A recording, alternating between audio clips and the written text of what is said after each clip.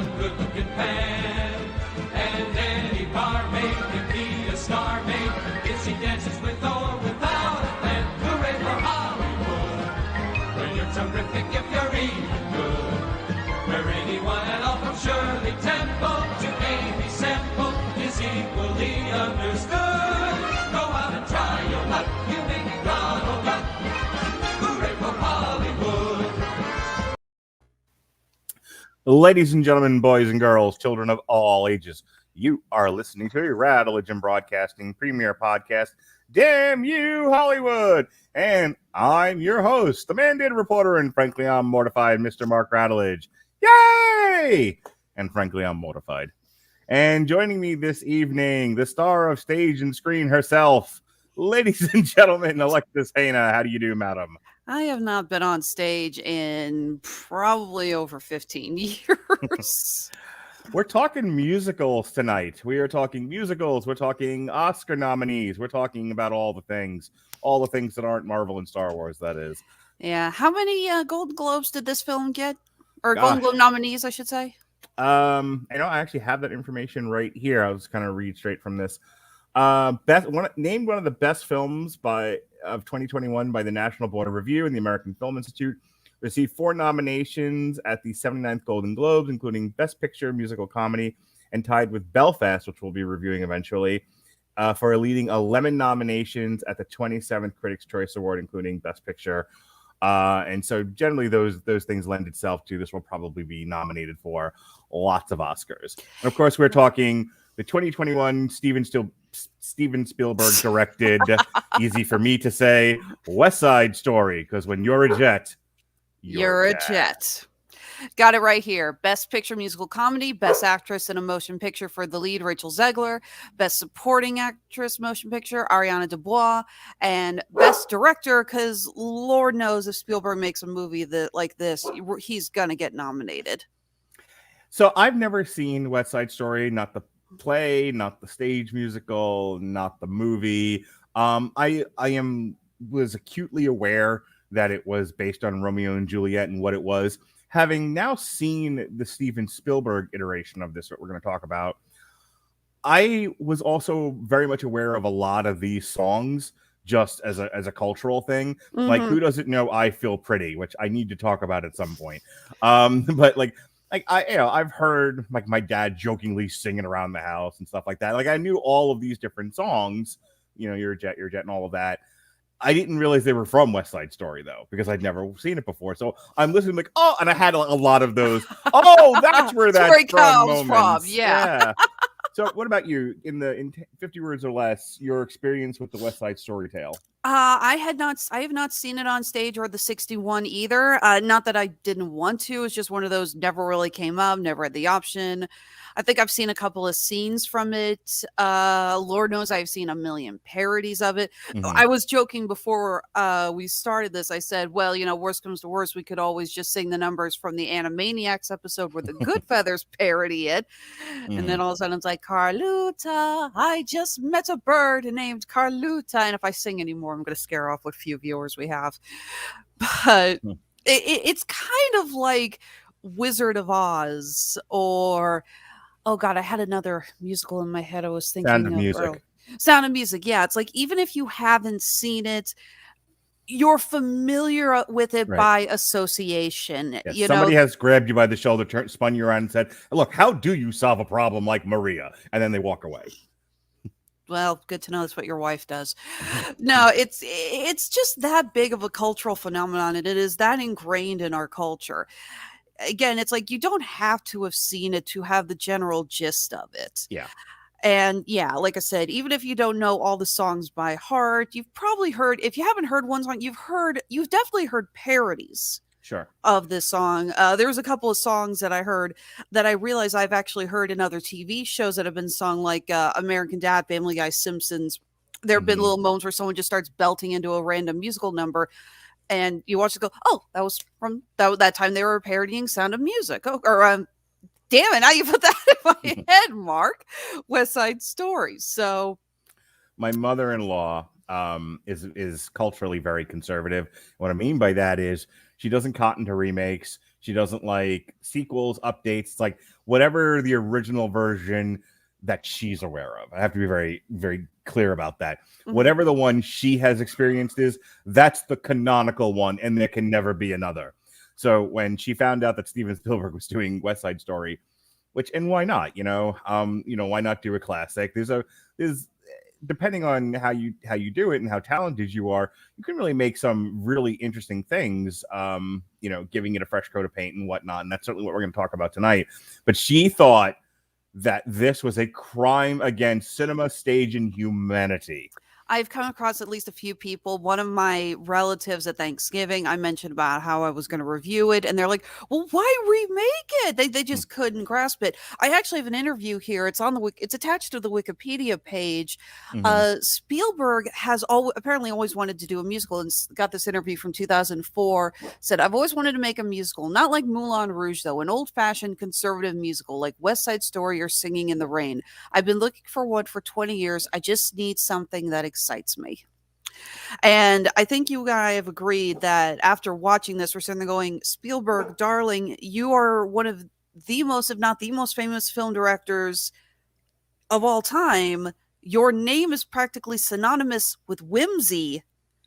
Why have you never done this before? Because watching West Side Story, you swear to God that Spielberg's been making musicals his whole life. This film, I'm just going to say, it's practically perfect. There is very little to complain about. Yeah, I mean, I have a quibble here and there that I had to really reach to come up with, and I actually heard Whitney Seibel talk and William Bibiani talk about this a little bit today on Critically Acclaimed. So I might parrot what some of they said, because after they said it, I was like, yeah, that's not totally untrue. But Steven Spielberg, not to get into a long tangent about his career, I'm just going to make this statement and then we'll go forward. As great as he is, he's one of those guys that either hits a grand slam or hits the umpire with the bat.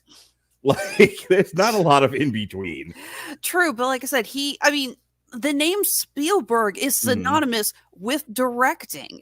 Yeah. The first time I ever first time I directed a small play on stage in high school, my dad actually came up and goes, "Way to go, Spielberg." I mean, just that's how much, he is synonymous with this craft. He's at a place now in his career, and he's got to be, like him, Lucas, Ron Howard, all of them have got to be 70s, I would assume. I think they're all around my dad's age. And he's at a point where he can just kind of go, I want to do this, and walk into Universal in this case and go, I want to do this. And they just go, here's a check, go. And look, does it always work out? No, he's got some real bombs on his hands, but for every bomb, Ready Player One. Yeah, but for every one of those, he gets a Jurassic Park. I mean, think about like the AFI top 100s, or when you ask somebody just generally what some of their favorite movies are. I dare you to find one person who doesn't have a single Steven Spielberg film in their top 10 somewhere. No, it's very true. He is one of the, for as long as I've been alive, and I'm 45 years old, more so than Lucas.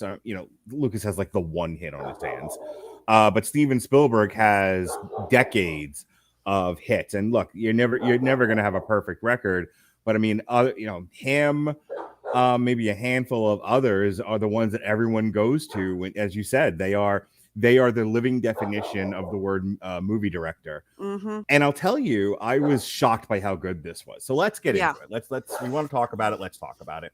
Absolutely. I am going to shoot through this plot synopsis as best I can. In the San Juan Hill neighborhood of the Upper West Side in the summer of '57, a gang of white Americans, the Jets, fight for control of the neighborhood defended by the Puerto Rican Sharks, who are led by Bernardo, and this is the prologue song. A brief skirmish is broken up by Officer Krupke and Lieutenant Schrank, who starkly reminds them the conflict is pointless as the whole neighborhood is being demolished for construction of Lincoln Center. But both gangs are too proud to care, and that is the Sharks version, La Borunquena. By the way, Ice-T made the same point to the Crips and Bloods, but that's a story for another day. The leader of the Jets, Riff, proposes a rumble between the two gangs, the Jet song. He approaches his friend Tony, who is out on parole, for help. Tony refuses, wishing to turn over a new leaf with the help of Valentina, the Puerto Rican owner of Doc's General Store. Something's coming. Should note that Valentina in the original was played, this was a male role. They gender flipped it and brought in Rita Moreno, who played Anita in the original West Side Story from 1961, to play this role. So She's also a producer on this movie, and I think a front runner for an Oscar. Maria, Bernardo's sister, is betrothed to Chino, but yearns for independence against the chidings of Bernardo and his girlfriend, Anita. At a local dance, Tony and Maria spot each other and instantly fall in love like you do. Dance at the gym. This angers Bernardo, who agrees to Riff's terms for a rumble at the salt shed so long as Tony attends. Tony voices his newfound love for Maria. Maria. The young couple just meet met on... a girl named... Again, these songs... This is Stephen Sondheim music. I mean, well, lyrics. I mean, this stuff is made to get stuck in your head. The young couple meet on Maria's fire escape and promise to see each other the next day. Balcony scene, tonight. Bernardo and Anita feud over life in New York compared to Puerto Rico, with Anita buying into the American dream over the pessimistic Bernardo America. So that was a big, like, oh my God, that's from this moment for me. It is a kind of interesting to see how, again, this is a song that I did see the scene in the 1961 version where the whole thing is done on a rooftop scene. The 61 version is great, but it's clear they had a much smaller budget. And obviously when Spielberg said he's making this movie, I think the studio just gave him the world's biggest blank check. Said, go nuts. They gave him like Marvel money for this. Yeah, they did. And I mean, this whole scene now takes place in the streets, and they've got a whole bunch more people dancing with them, and they take advantage of the scenery around them. Actually, fun fact, I don't know if you heard this or not, but apparently a lot of these scenes were filmed at the same time Lin-Manuel Miranda's In the Heights was being filmed. And more often than not, the sets kind of overlaid with one another, and the cast and crew all got to hang out in between shots. That's fun. The police interrogate the Jets about the rumble, but they deny any knowledge, privately mocking Krupke, Officer Krupke, my son's favorite song in this entire thing. Again, really showing how well they built up. This was originally done just on a street scene, and I love how well they take advantage by putting it now in the police precinct and using all the props at their disposal. And it's so much fun. It's just it's one of those really fun songs you start bouncing along to, and I love it. Tony takes Maria on a date to the cloisters, where he reveals he was in prison for a year after he nearly beat a rival gang member to death, like you do, which scared him into reforming. Maria makes Tony promise to stop the rumble, and they pledge their love to each other, one hand, one heart. Tony tries to convince Riff to call off the rumble by stealing his newly bought gun, but the Jets steal it back. Cool. The Jets and Sharks prepare for the rumble as Anita waits for Bernardo to return home. Schrank orders Krupke and the police to stop the rumble, while Tony and Maria hope to see each other tonight. Quintet. Despite Tony's efforts, the rumble continues and Riff is stabbed to death by Bernardo. Enraged. Why thou came between us? I was hurt under your arm. I read Romeo and Juliet a lot as a kid, so we get our Mercutio death. Tony takes Riff's knife and kills Bernardo. The gangs flee when the police arrives as Chino finds and takes Riff's gun, the rumble. Maria gushes about her love for Tony at work. I feel pretty. All right, I do need to stop and just deal with this right now. So my daughter...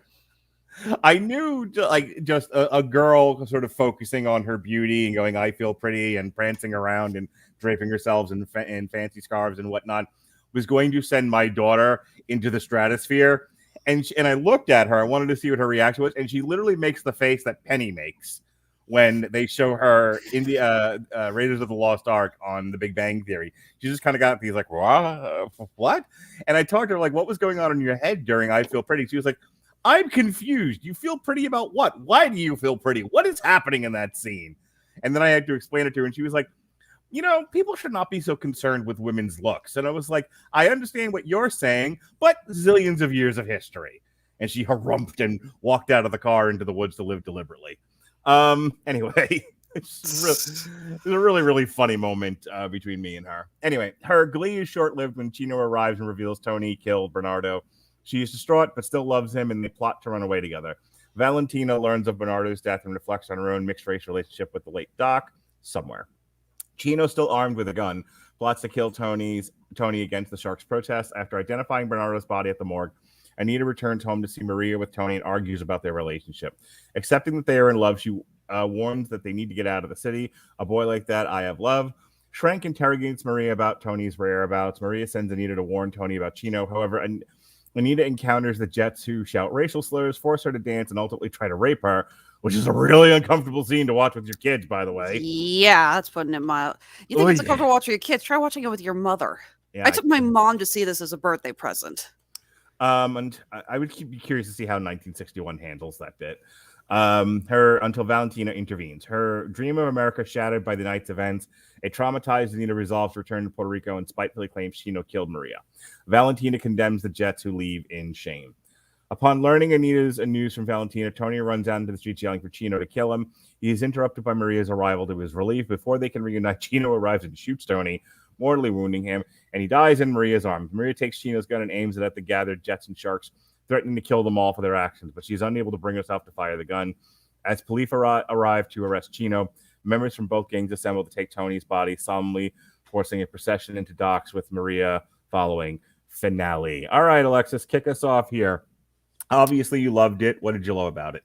What's not to love about it? Everything about this, there is very little to complain about this movie. The acting, phenomenal. Everyone does their parts well. Everyone is incredibly well-trained singers and dancers. I think we have at least 5 Tony Award-winning actors in the main cast alone. I know that both Riff and Bernardo are Tony Award-winning actors. I believe both got their start. I know Bernardo was one of the original Billy Elliots.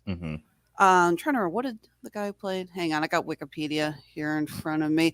Oh, he originated the role of Dear Evan Hansen, and he got nominated and won a Grammy Award for Best Musical Theater Album for that role. So, Spielberg did not. I mean, I think with the exception of Ansel Elgort, who we know mostly from. Oh God, was it The Fault in Our Stars? And what was the other? Baby Driver. The rest of these actors are mostly major Broadway theater types. Spielberg did not just go out of his way to just get celebrities who could sort of sing. He wanted real talent for this, and we got that. The girl who plays Maria, Rachel Zegler, who was nominated for a Golden Globe for this, has played the role of Maria on stage many times, but this is her theatrical film debut.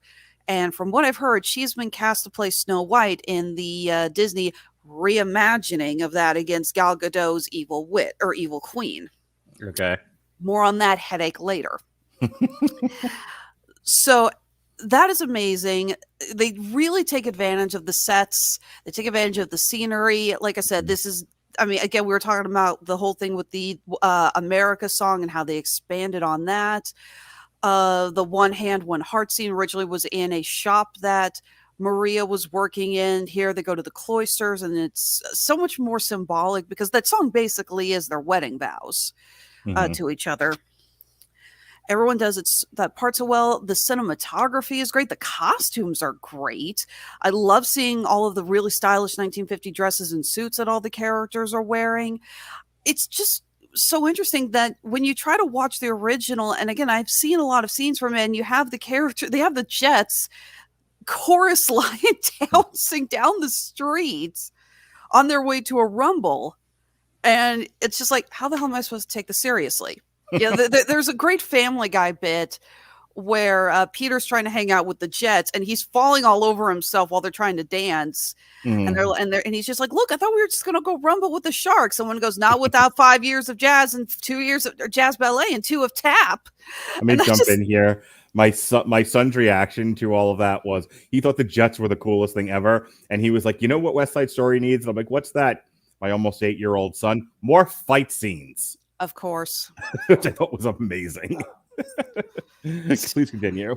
But this film somehow makes it work a lot better. I don't know if it's because they're more subtly integrated. I don't know if they're shot better. I don't know exactly, unless someone can get me a side-by-side comparison of the choreography of how this film was able to make jazz tapping chorus line into walking down the street into somehow representing a threatening gang, and it doesn't come across as cheesy as hell. Let me jump in here again, because you said something and it pinged something in my mind. I think my struggle with a lot of musicals is that when they break to sing and dance, it feels like a rip in the time-space continuum Mhm. where everyone just stops acting naturally, and and it's like Ghostbusters 2016. They are hypnotized by a wizard who is making them dance for no apparent reason. It has no relation to the world, the universe that they're living in. What I think West Side Story does really, really well, almost above all else, is how this feels very natural for the cast. The Mhm. singing and the dancing feels like in this universe, it is how people interact with one another. That they sing, and they, when they walk to the store to buy bread, they are singing and dancing and tapping. And I want to let you continue, so I'm going to come back to this in a minute. But there were certain numbers in this. My son and I jokingly said even back in the 50s, they had parkour. But it just, I never felt like when they stopped to sing and dance, it was a break in the time-space continuum. I felt like, well, this is just how this universe operates. Exactly. Yeah, like I said, just everything about it. Fun fact, by the way, did you catch the guy who played Lieutenant Trank? That was the guy who played Yellow Jacket in the first Ant-Man movie. Yes, I knew he looked familiar. Yeah, credit to Corey Stoll. He is one hell of a character actor. He blends into his role. He becomes the role so very easily. It's very impressive. Yes. So, like I said, I really cannot think of anything to complain about with this movie. I enjoyed every moment of it. I got teary-eyed at the end, even though I knew how it was going to end. Yeah, obviously, we know these two aren't going to live happily ever after. If you don't know how it ends, I'm not sure if you were awake during high school English. That's one way to put it. I do know a couple of the songs were moved around. For example, I know that they gave the Somewhere song to Valentina. That is originally a song that Maria sings, but it works really well for this scene of her looking at the picture of her late husband, and she's realizing what she went through and what the kids nowadays are going through. Yeah. We talked about the scene with the G Officer Krupke and how great that was. We even get a development with the character Anybody's, who in the original musical in the 1961 version is just this tomboy. They're transgender now. And we know there were transgender people in the 50s and 60s, obviously, So it makes sense that this character, it's like when you actually read about, it's like, no, that actually makes sense. They would be transgender. So I like that they updated that. That was really good. All right. So it's near perfect. It's one of the best films of this year. I told you that offline before you saw it. I said, this is in many, many ways superior to just about anything I've seen this year. There are a few things that I do want to point out. Before I do, the things that I liked best about it, as I mentioned before, how integrated and how natural the singing and dancing were, was really fun for me and didn't take me out of the picture as it often does in musicals. Let's all take a break to stop and sing and dance. The cinematography in this, the camera work, it's some of Spielberg's best. I mean, I know, there's a shot like right at the beginning, the camera is panning and there's like a close-up of a wrecking ball. I don't know how you make a destroyed slum look pretty, but somehow he managed it. He somehow manages to do this pan through the whole area that is getting demolished, right. And the camera pans through all of this destruction until we come to the jets who come. I guess they were in like a height. Okay, admitting my own ignorance here. What do you call that? The below the ground where they had the doors flip up and they could come out of that. It looks kind of like a bomb shelter, maybe? Oh, no, it's a the way that New York, a lot of stuff is built into the ground in New York. They're coming out of a cellar. Okay, so yeah, it goes through that until a couple of these jets come out of the cellar, and it's really well done. And it kind of does help build more the mood of where these people live and what's going on. It's not just, oh, here's pretty New York, and then here come the jets walking down the street. It's a gorgeous landscape, which is a pretty stellar feat when you consider they're shooting in a slum, and the color paletting is a lot of grays, and like it should look ugly, but it doesn't. It looks gorgeous. It's such a weird contrast. I love the sharpness of the dancing. I joked before, like, even in the 50s they had parkour, but I mean, it's very impressive. It's very athletic looking. Dancing some people might say that, dancing, especially for guys, is kind of a sissy thing. But I'll tell you, I couldn't do half of what those guys did. Like most men, could not do the kind of athletic dancing they do in this movie. It is damn impressive. Yeah, you got this the scene Cool, which basically again, that got moved around. That was not supposed to be where it was in the movie. But I love where they put it in and now have it between Tony and Riff, and that the dance basically turns essentially into a dare between them. It's like, come on, try to take the gun from me. And it works. Right. There's a feel of threatening. That was the thing, like they're playing hot potato with the gun and everything, and it feels natural, but it looks amazing. Yeah. It was the same thing with the Officer Krupke song. As much as I enjoyed the fact that my son thought that was hysterical, I was like laughing through that entire song. Yeah. The speed at which those guys are moving the furniture around and getting into place, and I'm sure it took multiple takes to get it done. Oh, sure. But it looks so natural and so smooth. It's very.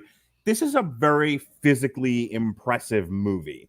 In that people's body movements, because so much of what we see now is CGI and special effects and quick camera shots. Sometimes they can't leave the camera in place. They got to shake it. They got to do this and that. The thing about Steven Spielberg's directing in this is that he allows stuff to happen on screen, and the camera's just there to show it to you. The camera acts as a window. So all of that stuff is naturally being done. There's no, at least not that I could see. It reminded me a lot of like 1917, which I don't know if you saw or not, but it's, that's the one that's done almost made to look like it's done in one take, right? Right. And they said it was very few cuts, but, so a lot of it is, just a single take. Yeah. But I mean, it's that kind of effect where the camera just is acting as a window, and it isn't a contributing factor to the compositing of the shot or the framing of the shot. It's just kind of there. But you have to be careful with, because if you go overboard with that, you get the end of Cats. So you have to be careful. There's the musical where all space and time stops, and then the rift just gets bigger and bigger, and the entire universe implodes on itself. Swallows you whole. Swallows you whole like the cat's butthole. So yeah, there's a lot to like about this. I thought most of the songs were sung beautifully. I thought the dancing and the choreography, which I've already talked about, was pretty stellar. Here's a couple of things that I can quibble about. And this one I'm going to steal directly from Whitney Seibold, who graciously joined me to talk about Wolf, Lamb, and Pig last week. As a reminder, plug. Otherwise known as the Minneapolis meat tray.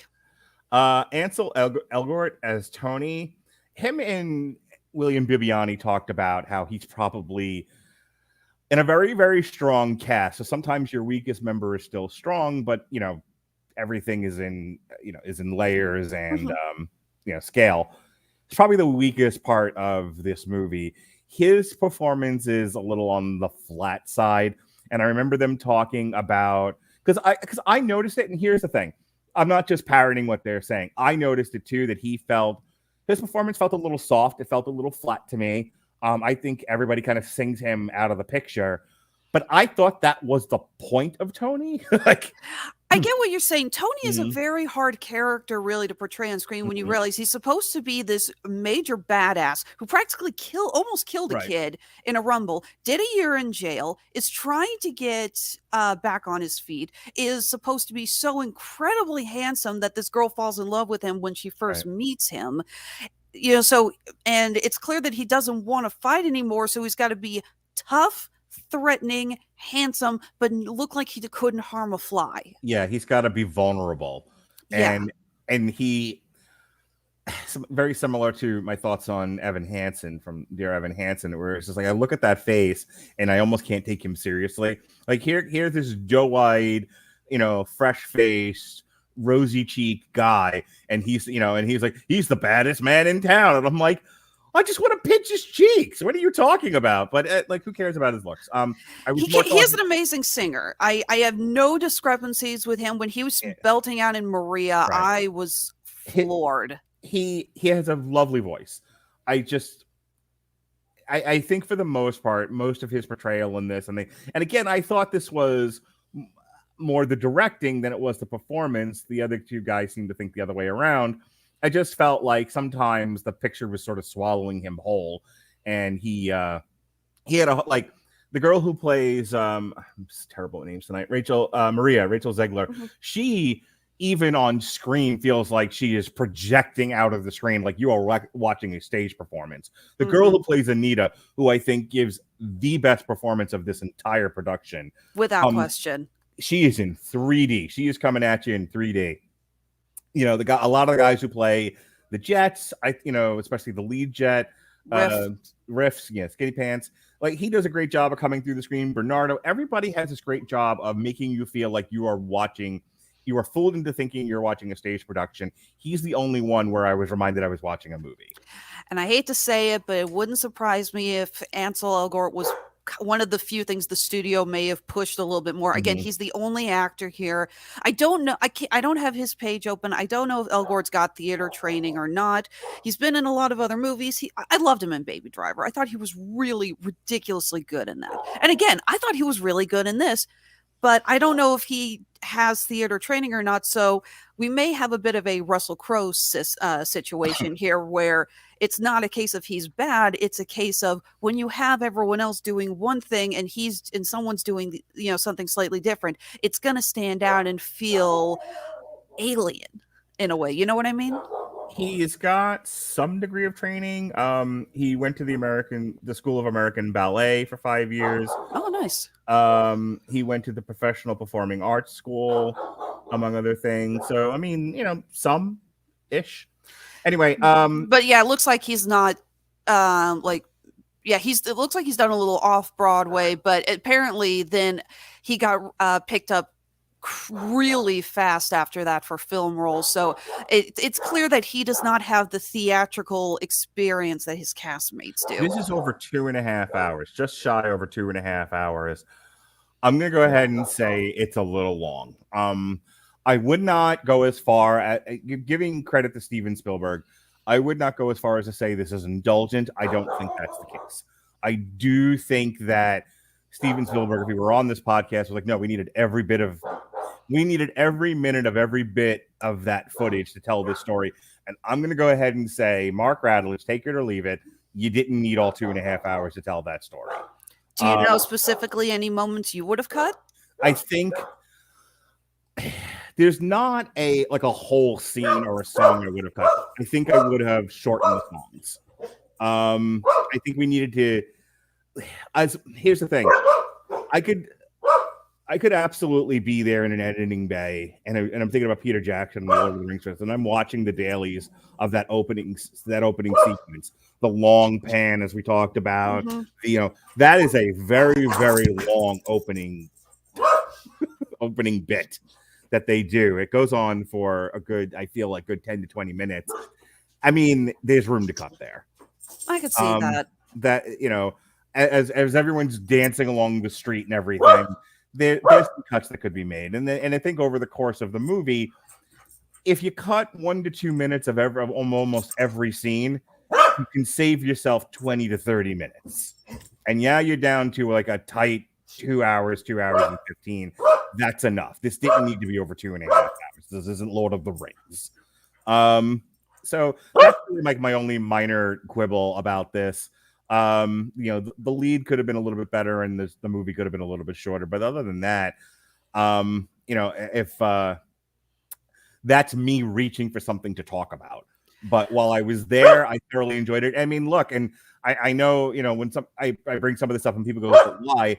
Look, any 2.5 hour music that can capture the interest of 2 elementary school children, and they're not like, get me the F out of here. Can we go see Venom again? I mean, God. All the way to, you and your mom on the other end of that spectrum. I mean, you've created a universally appreciated picture. It's a shame what we're about to talk about is how badly that did. So anything else before we go? One other thing that I did want to point out that I thought was a really smart move on, I'm guessing I believe this was Spielberg's decision in the Broadway or on stage, and in the 1961, the Puerto Ricans all speak English. And any scenes in the 1961 film, apparently, if they start speaking Spanish, it's subtitled. This film does not do that. That was a political decision, and I don't mean like political like everyone thinks I mean. I mean like he was making a very distinctive point that we live in a global world. The language should reflect that, the language should reflect, things should not always be run through the lens of for English speakers only.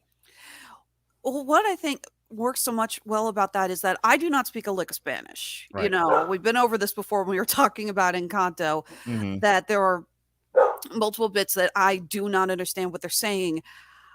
And there's no subtitles or anything, which I'm grateful for. Right. But this movie is so well directed and those scenes are so well shot that I don't need to know exactly what they're saying. You get the gist of what they're talking about when they're speaking Spanish to one another, even if you have never heard a lick of Spanish before in your life. There's a way of learning language. I can't remember what the exact term is. I'm sure as I start to describe it, you'll probably shout it at me, but immersion. I figured it out myself. Yeah. Well, they just drop you in, and no one's teaching you formally, but if you spend enough time with people speaking the language, you will start to pick up what things mean. As Robert probably calls it, the Bart Simpson method. So this relies heavily on that, and it's the strength of the actors in those scenes that they are able to convey meaning. You get like you said, you get the gist of what they're saying through body language, through inflection, through context. There are other things happening in the scene, not to mention a generous bit of Spanglish, where they are in and out of Spanish a lot. I do like, because they establish when they multiple times they say it in English, and it's either Lieutenant Schrank who says it multiple times to them. Yeah. And there's multiple times where a couple times Anita says, say it in English, we need to practice. And I like that they're saying it's like, we live in America, we need to practice the language. I actually saw that a lot. What an anachronistic thing to say in 2021. I see that a lot, actually, with modern day with immigrants in general. The idea is that even when they're in their homes and they can speak their native language, it's like, well, we really should be practicing our English. But I'm on Twitter where everyone should be able to speak their own language, and to hell with the hell with the language of the country you're actually in. But either way, I thought that was a really smart decision. I also feel that not only were we able to get everything through the context of what they were actually saying, but I feel it helps establish a stronger identity for the Puerto Rican actors as a whole. It does go to that why do the aliens always speak English thing, Yeah. why do the Martians are always speaking English? Like it makes you feel like you are watching because there's so much it's funny you talk about themes, and this is something that we can talk about. It's a little bit away from the craft elements, but that's fine. That Steven Spielberg went out of his way to make this where racial identity and conflict are a central theme of this movie. I don't know how much of that played into the original story. It has to be there to some degree, but he said it was a very strong focal part of what he was trying to do with this one.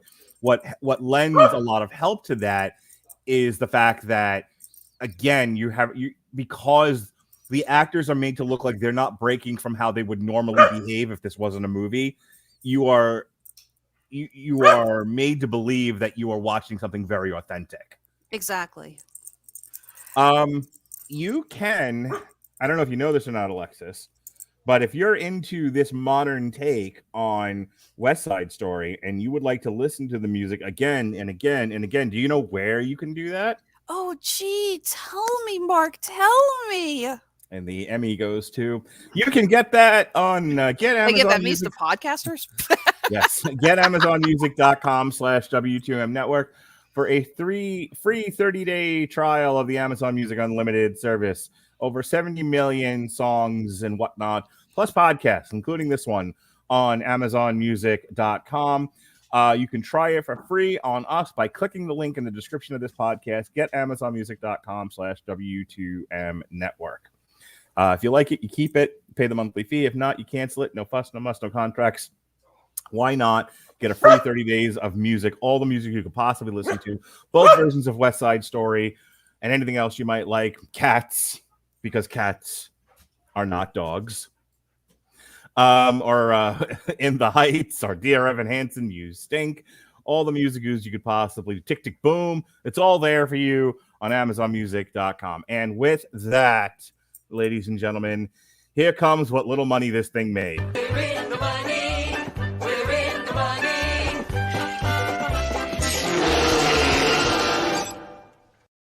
All righty. There we go. I don't have Robert to help me out with this tonight. I gotta do it all myself. All right, so I said this thing got a Marvel budget and made decent money. This had $100 million budget, and at the time of this recording, which is Monday night, it made $15.1 million. And you know what that means, Alexis?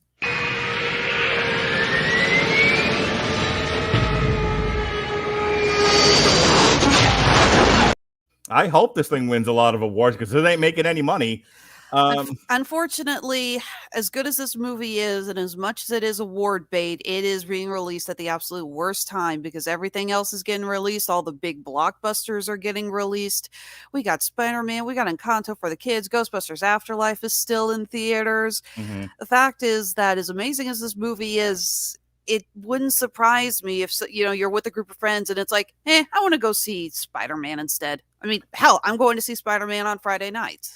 Somebody, I'm muting the chat as of Thursday morning. I'm not talking to no one. I ain't talking to none of you people till I get out of the movie on Monday. Anyway, we'll talk about Spider-Man when it's Spider-Man's turn. Right now, we're still talking West Side Story, and I can't remember who it was in the chat. I saw this. I may have also seen it on Twitter. There was a good point to be made that there were two things a couple of things are happening at the same time. One, because everything got delayed and pushed and rescheduled, there was a big cram at the end of this year to get as much out as possible, where there might have been more space in previous years. And even though Christmas time is when they've been releasing a lot of musicals, it's hard because not every December has like a crazy amount of blockbusters, but this year, between November and December, there was. And usually the last blockbuster of the year is actually on Thanksgiving weekend. Right, that's what I'm saying. Like, it's not usually around Christmas. Yeah, there's usually like maybe a feel-good blockbuster, if you know what I mean, or released on Christmas weekend. It's William Bibiani who said this on Critically Acclaimed. He was talking about how you only have so many dollars to spend at the movies. People like us go every week and it's nothing. But for most people, under normal circumstances, the best of circumstances, they're not going to the movies every week.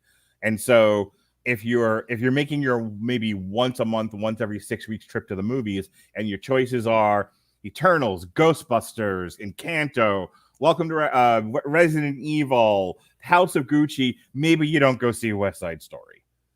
Maybe so there's that. If you're even paying like remote attention, we talked about Belfast earlier. Belfast is already on PVOD.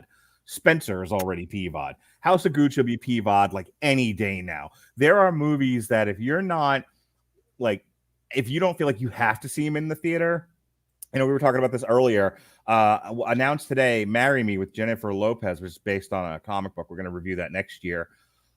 Just got made day and date on Peacock.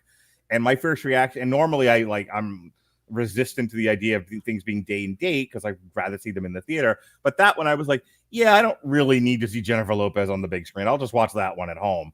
So my point being, I think for a lot of people, the mental math is I'm going to go see something. I'm going to go see something I need to see on a big screen. The rest of this crap I can just watch at home on my big screen television.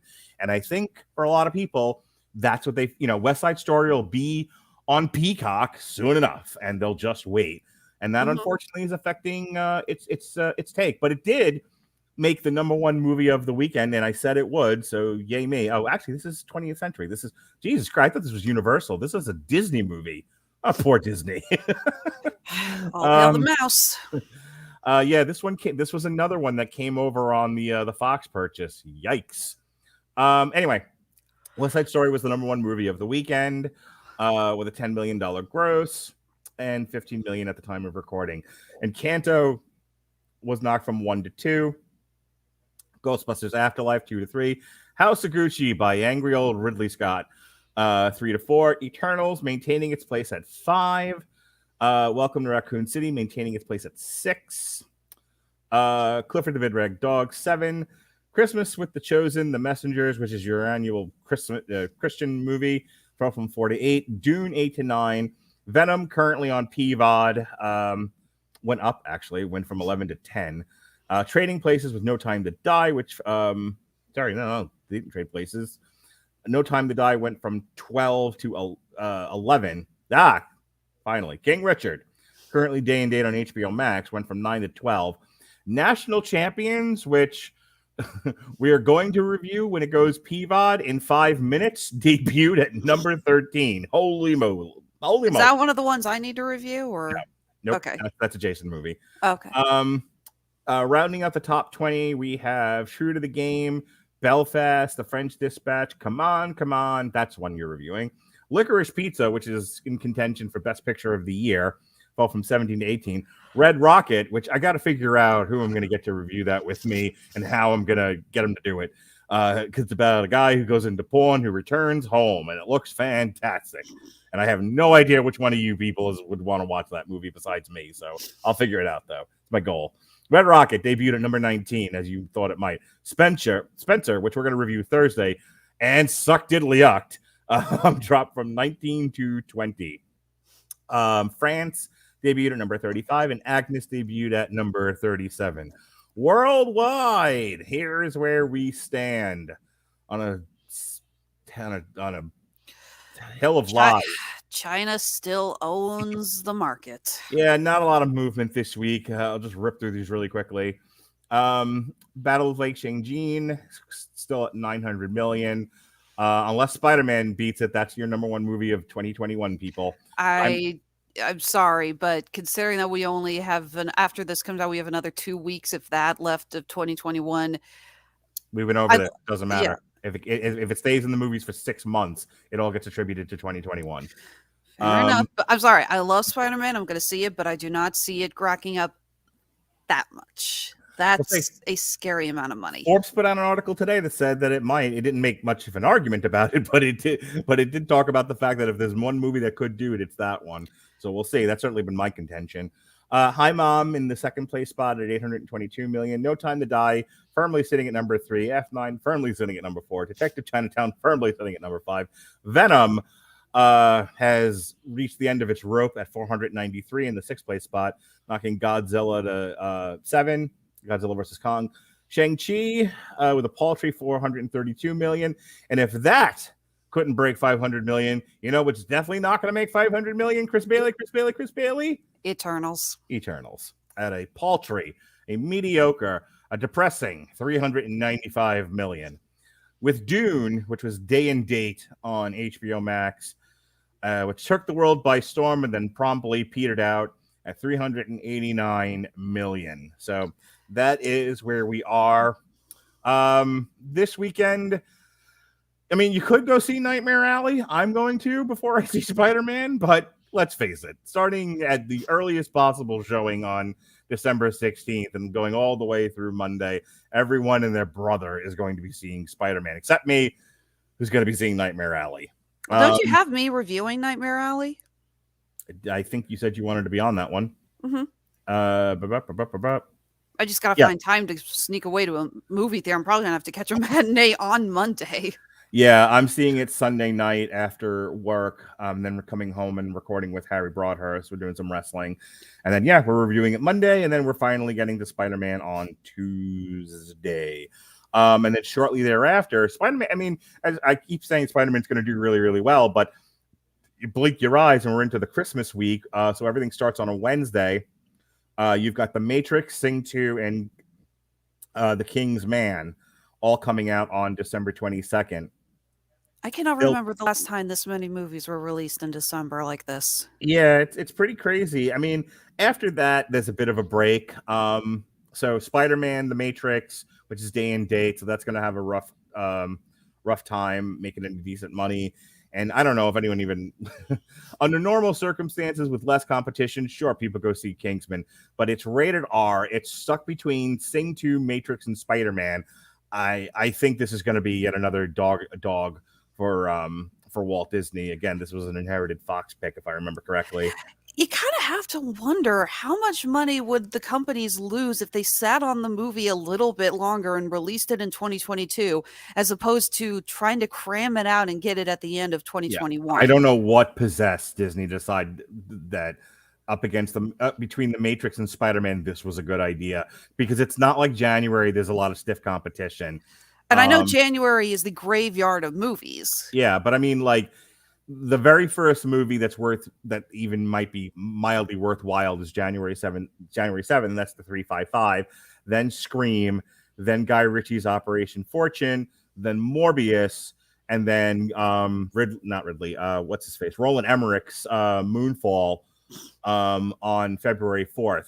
I mean, pick a week. Any one of those would have been fine to release Kingsman. I don't know why before Christmas they thought it was a good idea for this, family-friendly rated R picture.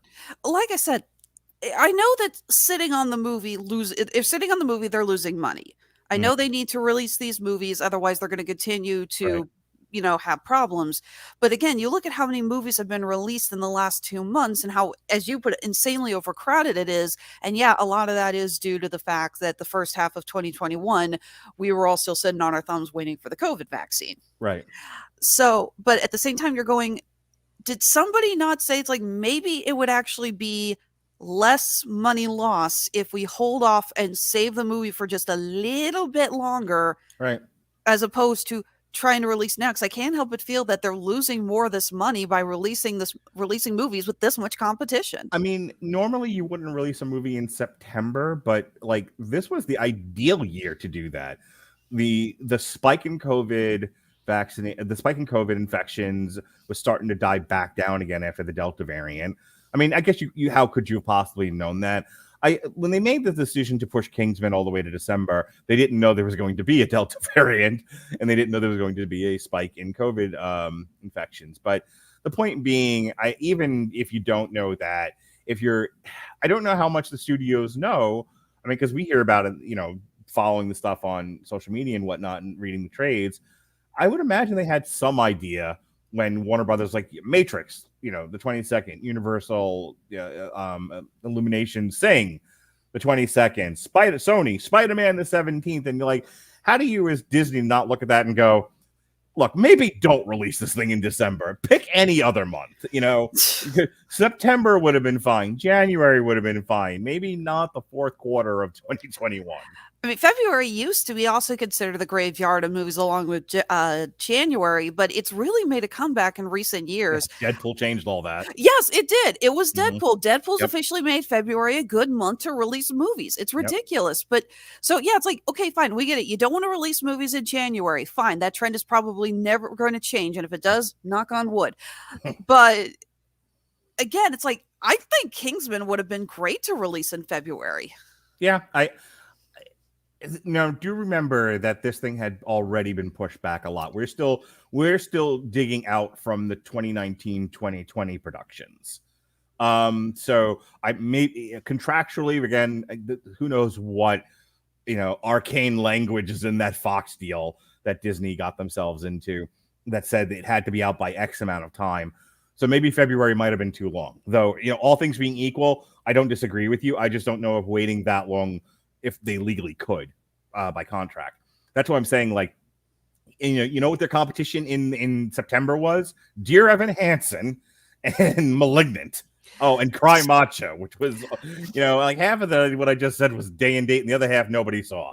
It would have been perfect. Well, West Side Story was supposed to be released literally a year ago. It got delayed not only due to basically got delayed due to COVID, and then Disney realized, wait, if we delay it a year, we can capitalize on it being released at the on the anniversary, the 60th anniversary of when the original film was released. Okay. So there was that makes more sense. They basically said it's like, let's take the silver lining with this. It's just, you reminded me of something, and it'll be the last thing I say before we move into the critical review. But Wicked's been in production since the year of the flood. And that's been delayed at least twice, but it's been delayed by multiple years. Like I want to say Wicked had a release date at one time of either 2019 or 2020. And like they weren't even close to getting it done. It's changed directors a bunch of times. I think when Wicked finally gets to the screen, when we're talking about it at the time, and we will end up be talking about it, we're going to be talking about what a troubled production it was, like James Bond level, like troubled production. It was in pre-production hell for the longest time too. Yeah. This movie had its film rights opted the minute it hit Broadway. And they've been trying to get a film production going off for years. Have you ever seen Wicked on stage? I have. I have too. Yep. It's good. I think I saw it in New York where somebody made the George Bush joke, and I rolled my eye so hard it hit my date. That was actually right before COVID hit. Took my mom to see it in 2019, right before Christmas, birthday gift. Did you have the "Let It Go" joke in yours when you saw it? No, because if I was still living in New York at the time and taking Lisa Margaroli to go see Wicked, then it was before I met my wife when Frozen came out.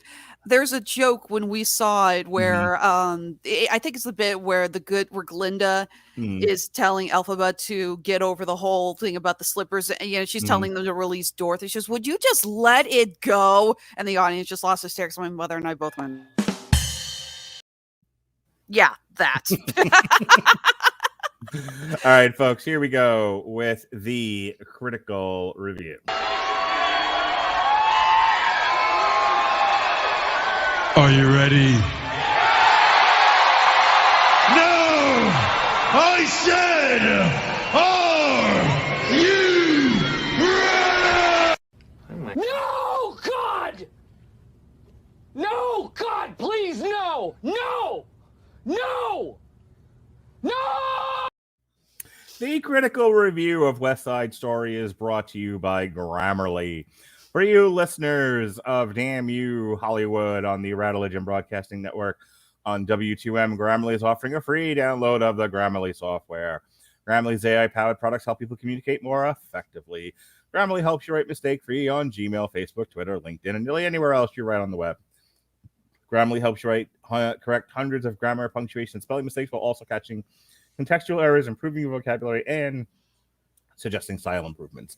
To download Grammarly today, go to getgrammarly.com/W2M network. Again, it's getgrammarly.com/W2M network to download Grammarly for free. Well, as you can see here, ladies and gentlemen, everyone just loves this movie, and anyone that doesn't is a communist and a Satan worshiper. Or apparently people in the Middle Eastern countries, because the United States I can never pronounce that. United Arab Emirates. Yeah, Saudi Arabia, Qatar, and Kuwait. They've all banned this film due to the transgender character.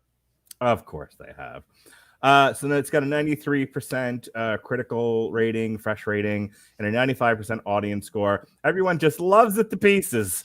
Steven Spielberg's West Side Story presents a new look at classical music at the classical musical that lives up to its beloved forebear, and in some respects might even surpass it, I suppose. Mark Radulich of the Radulich and Broadcasting Network on W2M says, "I can't compare it to the stage production because I haven't seen it, or the 61 film of the same, but what I saw was pretty flawless, a near-perfect picture. The cinematography is top-notch." What an asshole that guy is. No, moving on. Yeah, I don't know what kind of schmucks are working for that poor dude, but oh my God, what the hell they got to be going through. Anyway, I'll make the jokes around here, lady. Let's see. Let's find a few. Yeah, let's find some great splatters. This should be fun. Yeah, although this ought to be a gas. Rob Dean of bullseye.com. Probably because I'm 90% certain that bulls with an S and bulls with an S and a dash were all taken. Bulls. Seriously, I'm sorry. You look at that, it's like you waited way too long to get your domain name, didn't you? West Side Story isn't terrible. Okay.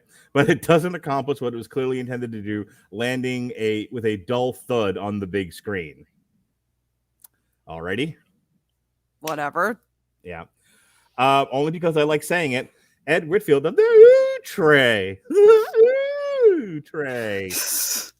West Side Story is the same old story with the same old tunes. It looks and sounds great, a stylistic upgrade, but it's still a movie struggling to make the case for its existence. All right, it exists because it might sell tickets. It's not a struggle. It exists because Spielberg's always wanted to do a musical. Armand White, who hates everything, of the National Review. Only Armand White. Like, the handful of people that are going to give this thing rotten reviews, Armand White has to be among them. Or Armand White, who I now believe is Cobra Commander among the movie reviewers. Are you sure? I'm pretty sure Armin White is probably the pen name for someone else we work with who gives negative reviews to everything. Well, I don't know who you're talking about, but I'm not saying names, but tell me I'm wrong. Tell me you don't think it's his pen name. it's entirely possible. Spielberg shrinks the spiritual aspiration that once made his popular art transcendent. First time out, West Side Story functioned as tragedy and cultural triumph. Second time, it's woke farce. Oh, for God's sake. There's always going to be somebody who bitches about wokeness because things have to be updated because it's 2021. There's always somebody. I'm sorry, there are things we have to change. Yeah, I would not call this a woke farce. I mean, yeah, like I said, we were talking about the whole transgender thing and how they don't have subtitles and everything, and it's like those work. I don't consider that wokeness. I consider that evolving the characters into a way that makes sense. There's such this trend now too. If I don't like something, I'm going to take the buzzword of the moment and slap it on there, whether or not it makes any degree of sense. But if I surround it in other big words, I seem like a smart.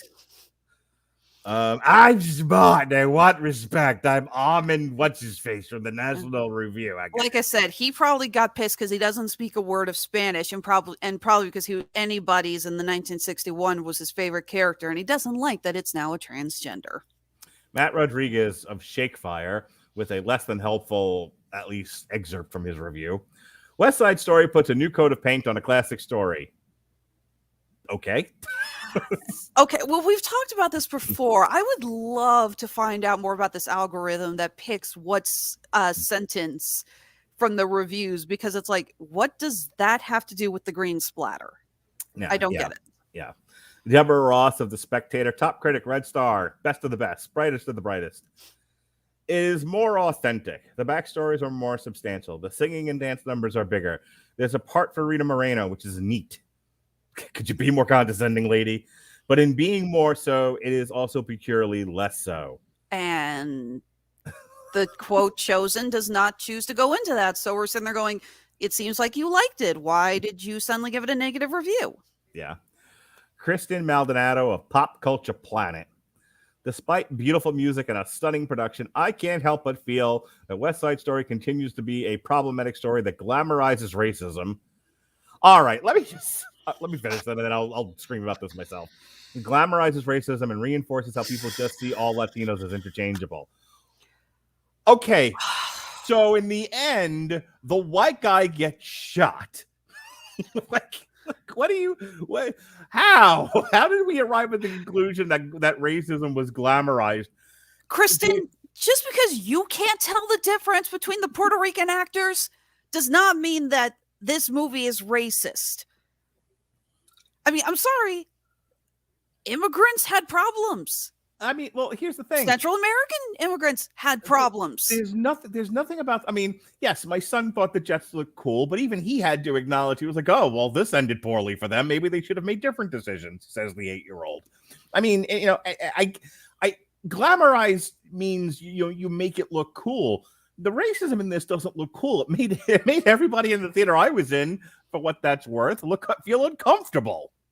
The whole point of the movie, the whole point of the story is that they're fighting over an area that's getting torn down, and they're too proud to admit, maybe this isn't worth all this fighting over. They're just too, I mean, yeah, that's kind of the point of the whole G. Officer Krupke musical number, is that they're just unable to let go, and they just want to point fingers at everything else instead of admitting, you know what, maybe we shouldn't be doing this. Oh gosh, what's the detective's name again? Krupke, Schrank? No. Yeah, Schrank. Stoll's character. Yeah. Okay. It's Schrank. Lieutenant Schrank. Lieutenant Schrank has a really funny line in this, which made me snort. I was laughing so hard. But he was like, yes, the last of the can't make it Caucasians. I about died. That is a really good line. And not exactly glamorizing is the point. Yeah, but that's the whole point. Again, that's the whole point of this whole musical, and the whole point of the story. It's that let your pride go. It's not this. It's like your unnecessary fighting ruins lives. Ricardo Gallegos of La Estachuela, I guess, an unnecessary and inert musical. All right, I really hate the trend in criticism that says things are unnecessary. Movies in general are unnecessary 90% of the time. Well, I mean, let's take it from the other tact. It's all necessary. No, art is necessary. What a world to live in if we don't have it.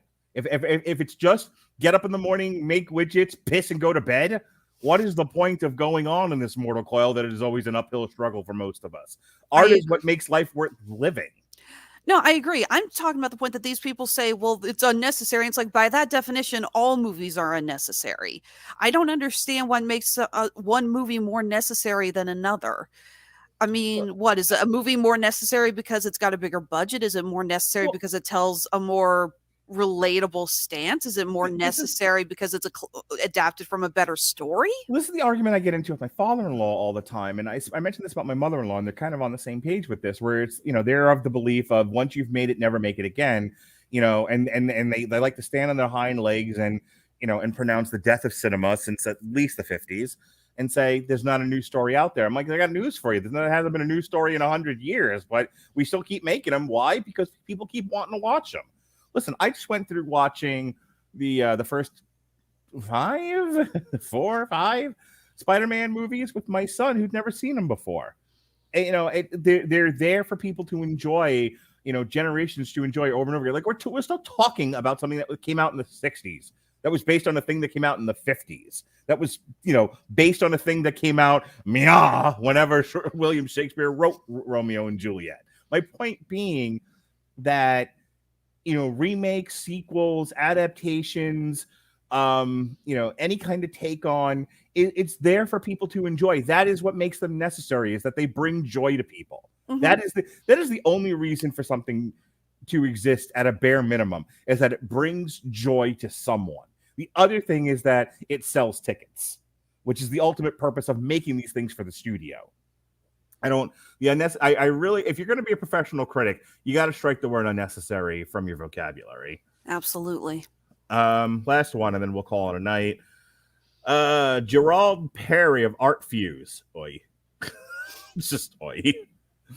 Spielberg's West Side Story is fairly entertaining, fairly decent, but that's about it. Should it have been remade? I see no reason at all. All right, I just covered that. And I'm just also going to add this. I really get tired of people calling this a remake, because again, it's not technically a remake. This is another adaptation of a stage play. The first West Side Story was not an original film. It was based off of a Broadway musical with music by, I'm going to get these names right here, Leonard Bernstein, and lyrics by Stephen Sondheim. By the way, rest in peace, Sondheim. You were amazing. You will be missed. So I really get tired. It's like, this movie doesn't need to be remade. It's like, it's technically not being remade. It's a new adaptation. And yeah, anyone's got the right to do that. I mean, if someone made, let me see here. If someone made another, Sweeney Todd. Mm-hmm. Is that a remake of the Tim Burton film? No, they're making another version of, again, the classic Broadway musical. This is going to be the last one, and I'm doing this one for a very specific reason. Andrew Graham, Detroit News, top critic. Adam Graham, Detroit News, top critic, Red Star, best of the best, professional. He gets paid to do this. Spielberg, who rivals his student J.J. Abrams in his use of lens flares, here retells West Side Story, but doesn't update it. Alexis, don't you understand? It's the same old song and dance. Get it? Musicals, do you get it?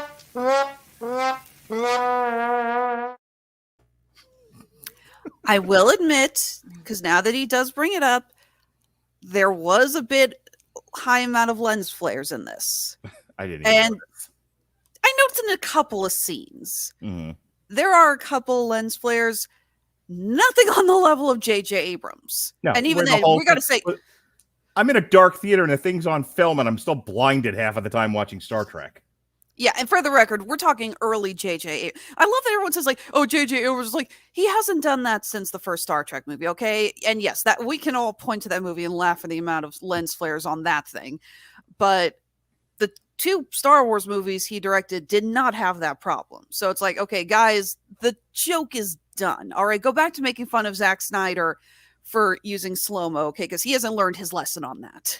I forgot to put the banner up earlier. Hey, just in time for the plugs. Way to go, Mark. They knew we were doing West Side Story. It's fine. All right, folks, that's it. That's our West Side Story Oscar-worthy review. As soon as I wrap this up, we had to reschedule from last week. Everyone's just busy and got stuff going on. I understand. And I'm a hardworking man who's, just doubling up on shows to get them all done. So myself and Pat Mullen will be continuing to chronicle the history of the first 20 years of WrestleMania.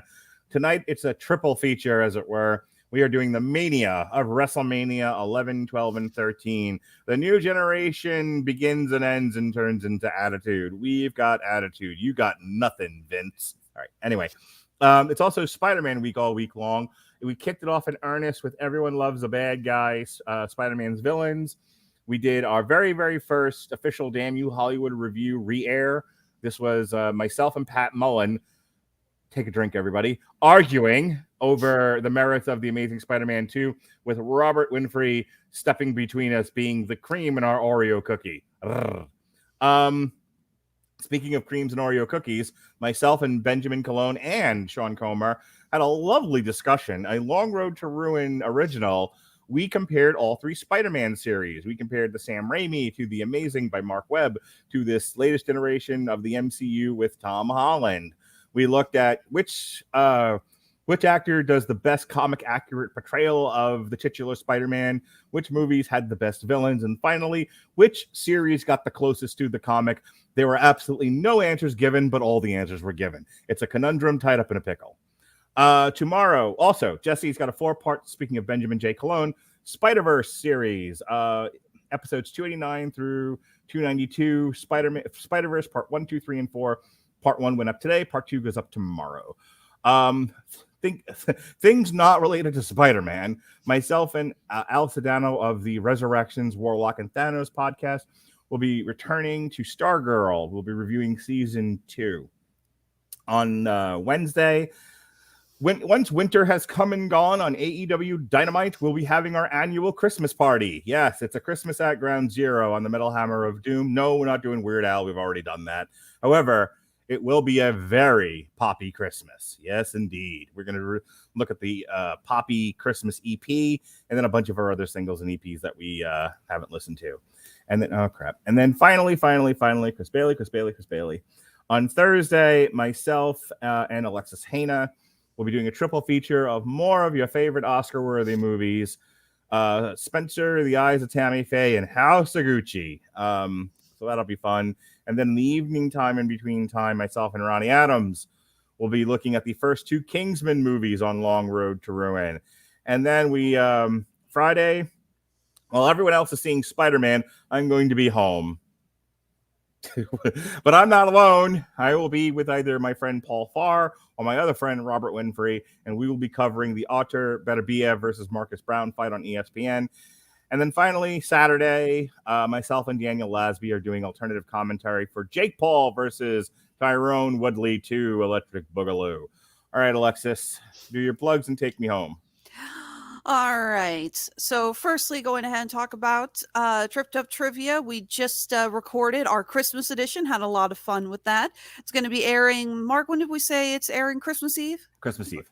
Christmas Eve will be coming up for that. And we are, of course, going to be getting ready for January's Tripped Up Trivia. And this is going to be so much fun because the theme is video games. I won't be on that one. I don't know nothing about video games, nothing at all. Well aware of that, Mark. But this is going to be old games, new games, Nintendo, Sega, Xbox, PlayStation, all kinds of games. We're going to have so much fun. If you want to play, hit us up on Facebook or Twitter. Let us know that you're interested. And now for my own personal plugs, Honeysuckle Rose Creations, where fashion meets fandom, but the intersection of geek and chic. Still in the middle of our Christmas rush. Things have been crazy chaotic. Been having to make new charms daily. But we're having a lot of fun, especially since with every order that we receive, starting from the Black Friday sale when it kicked off until Christmas Eve, every order that we receive, we are donating $5 to St. Jude's Children's Hospital. I actually really need to sit down and figure out how much money we've made so far, because I tried to do that the other day and then I got distracted and I haven't gone back to doing that because I hate math. So I need to just go ahead and bite my lip and do that. Either way, our shops are totally stocked on Etsy and Handmade at Amazon. We're always open for custom orders. If you still are looking for the perfect geek for your geeky friends and loved ones, hit us up. Again, shops are open on Etsy and Handmade at Amazon. You can find us on Facebook, Instagram, and Twitter, along with all other social media forms, including Pinterest. Again, Honeysuckle Rose Creations, the intersection of geek and chic. All right, folks, thanks for joining us here on Damn You Hollywood. Next week, Nightmare Alley and Spider-Man No Way Home. Until then, for Alexis, Hejna, I'm Mark Radulich. Be well, be safe, and behave.